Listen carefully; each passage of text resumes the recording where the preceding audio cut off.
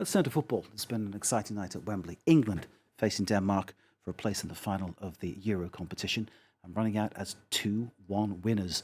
This, an idea of the jubilation that this triggered all across England. Celebrations all across the country, as we say. Harry Kane with that winning goal. It was a penalty, saved initially by Kasper Schmeichel. Kane pouncing on the rebound to make it 2-1. The Danes made quite a game of it. England, though, managing to prevail. Here to tell us more about the game and give us a little bit more perspective, analysis and insight, Simon Harding, our sports editor. Simon, football's coming home is what they sing. Football's coming home. That's what everyone. I actually thought that was footage of the France 24 newsroom at first. No, certainly. Listen, Mark, a high-octane game, an exhilarating game of football, an element, I think, of fortune with a penalty. Was it a penalty?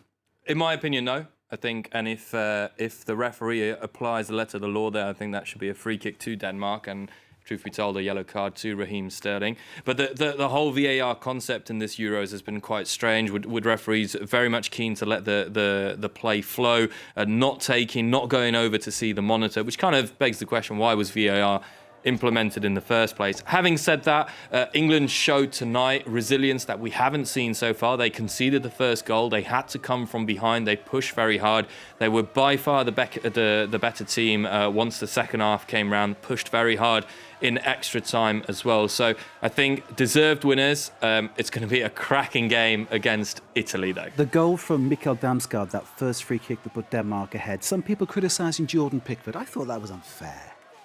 Well, I would say that the ball flies right into the middle of the net. Certainly, Pickford seems beaten for pace. It was so fast. And Damsgaard actually scored a screamer against Russia as well. So it's not the first incredible goal he scored during the tournament. And on that note, I think, considering everything that Denmark had to endure throughout this competition, the tragedy that almost hit us with Christian Eriksen, the first team to qualify after losing their first two knockout rounds of the championship, they leave this tournament with their heads held high, with the respect of the football community and with a lot of admiration, because again, their performance against England defensively, that tactically was top class. Indeed. I mean, they really pushed England beyond that kind of comfort zone that they've fallen into, where they seem to be sort of really managing games well and pushed them beyond that. A word on Christian Eriksen. He's recovering, doing well apparently. Of course, he inspired Denmark to get this far. In the final, it's a case of football's coming home or it goes to Rome. Sorry to try and rhyme there, because obviously England versus Italy. It could be quite an amazing game, couldn't it, that one? It's going to be a real opposition of styles, I think, because Italy, we saw in the semi-final with Spain, really were hurt by the fact that they didn't have possession. Both defenses have been absolutely incredible. On the one hand, you have Maguire, Stones, Walker, Shaw, perhaps a little bit younger, a little bit quicker. And then on the other hand, you have Chiellini, Bonucci, a lot of experience, all that Italian know-how in defence. I think the game will be won in midfield. And what midfields there are: Declan Rice, Calvin Phillips, Foden, Mount on one hand, Barella, Verratti, Jorginho on the other hand. Players who incidentally know each other very well as well. So it's going to be an absolutely cracking game. It's no matter what, England, of course, with the opportunity to win their first major trophy since 1966, which goes to show exactly how much they needed. The progression under Gareth Southgate has been incredible. But Italy themselves, it's been almost 50 years that they haven't won the Euros, of course, 4 World Cups for Italy. 1968, yeah. Exactly. Yeah. So it's been a long time for Italy as well. So two teams that have shown a lot of heart, a lot of passion, this never give up attitude.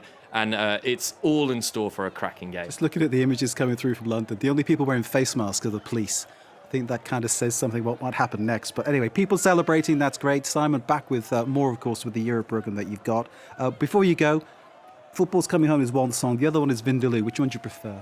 I think Football Coming Home has I'm to a be the Vindaloo classic. man, so there we go. We're split on that one. But I think United perhaps in who we want to win on Sunday, although Simon might be, I think, split both ways given his parentage. There we go. I'll leave it at that and people can guess what I mean.